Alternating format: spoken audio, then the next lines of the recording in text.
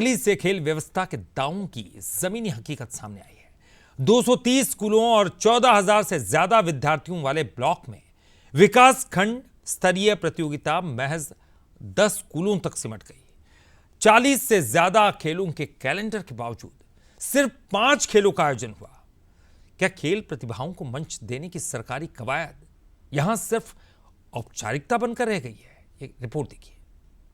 राष्ट्रीय खेल दिवस पर आदिवासी बहुल बागली से सामने आई ये तस्वीर सीधे उस सिस्टम पर सवाल खड़े करती है जो बच्चों के सर्वांगीण विकास और ग्रामीण प्रतिभाओं को आगे बढ़ाने का दावा करता है। बागली विकास खंड में सरकारी और निजी मिलाकर 230 मिडिल स्कूल हैं।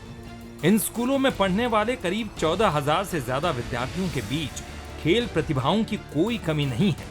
लेकिन 17, 18, 20 और 24 अगस्त को हाट पिपलिया के एक निजी विद्यालय में हुई विकासखंड स्तरीय शालेय क्रीड़ा प्रतियोगिता में सिर्फ 10 स्कूलों ने हिस्सा लिया।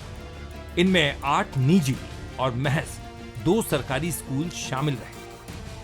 तो 5 प्रतियोगिता हुई, वो 5 ही खेल हुए हैं। उसमें 5 प्रकार के खेल हुए हैं। पर बागली ब्लॉक में, बागली हमारा विकासखंड है, यहाँ पर एक भी खेल ऐसी प्रतियोगिता नहीं हुई है। पहले पुराने समय में शालेय प्रतियोगिता होती थी जिसमें 82 से ज्यादा खेल शासन के द्वारा कराए जाने रहते थे। शालेय खेल प्रतियोगिताएं खिलाड़ियों को ब्लॉक से लेकर राज्य स्तर तक पहुंचने का मंच देती है। खिलाड़ियों के आने जाने, भोजन और खेल सामग्री के लिए शासन बजट भी देता है। फिर भी बागली में भागीदारी इतनी कम क्यों रही? क्या योजना का लाभ बच्चों तक नहीं पहुंच रहा? नियमों के मुताबिक 14, 17 और 19 वर्ष आयु वर्ग के लिए 40 से ज्यादा खेलों का कैलेंडर है, लेकिन बागली में इस बार सिर्फ 5 खेलों का आयोजन हुआ। आदिवासी बहुल क्षेत्र में एथलेटिक्स, तीरंदाजी, फुटबॉल और तैराकी जैसी प्रतिभाओं के बावजूद बाकी खेलों का मंच गायब रहा। मुझे जहाँ तक लगता है कि बागली में तो कोई भी अभी तक प्रशासन द्वारा तो स्कीमें चलाई जाती है जिसमें 40 से अधिक खेल आयोजित होते हैं, लेकिन हमारे यहाँ नगर में अभी तक सरकारी स्कूल की ओर से, प्रशासन की ओर से ऐसी कोई भी प्रतियोगिता नहीं हुई है जिसकी वजह से बच्चों को कोई लाभ मिले।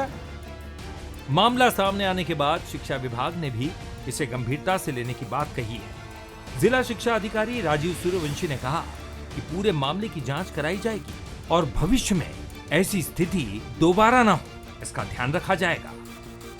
बच्चों को प्लेटफॉर्म तो मिलना चाहिए वास्तव में, और ये संस्था प्रधान का दायित्व है कि बच्चों को उनकी योग्यता अनुसार इन पार्टिसिपेट कराना चाहिए उन्हें। और बच्चों की विशेष रूप से खेलकूद गतिविधियां जो हम लोग विद्यालय में कराते हैं, जिसके लिए विद्यालय में कम से कम एक कालखंड अवश्य रखा जाता है 40 मिनट का। हो सकता है कहीं ना कहीं जैसे बागली का परसेंटेज कम आया है, कहीं ना कहीं हमारे प्राचार्यों या संस्था प्रधानों की कहीं ना कहीं अरुचि या अज्ञानता होगी उसमें।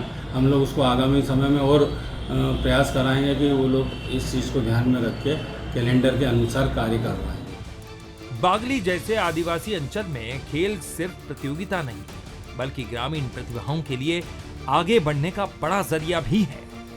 जरूरत इस बात की है कि शालेय खेल प्रतियोगिताएं महज कैलेंडर की औपचारिकता न बने, बल्कि हर स्कूल और हर प्रतिभावान बच्चे तक उनका मंच पहुंचे। सरकारी फाइलों में खेल और खिलाड़ियों के प्रोत्साहन की तो बड़े बड़े दावे किए जाते हैं, लेकिन बागली की जमीनी हकीकत इन दावों की पोल खोल रही है। 230 स्कूलों और 14,000 बच्चे वाले आदिवासी बाहुल्य क्षेत्र में सिर्फ 10 स्कूलों की मौजूदगी स्थानीय प्रशासन की उदासीनता को साफ बयां करती है। अब देखना होगा कि प्रशासन इस बदहाली से सबक लेकर व्यवस्थाओं में सुधार करता है या फिर आने वाले सालों में भी इन प्रतिभाओं को ऐसे ही उपेक्षित करेगा। कैमरामैन हित के साथ गगन शिवरे, बागली।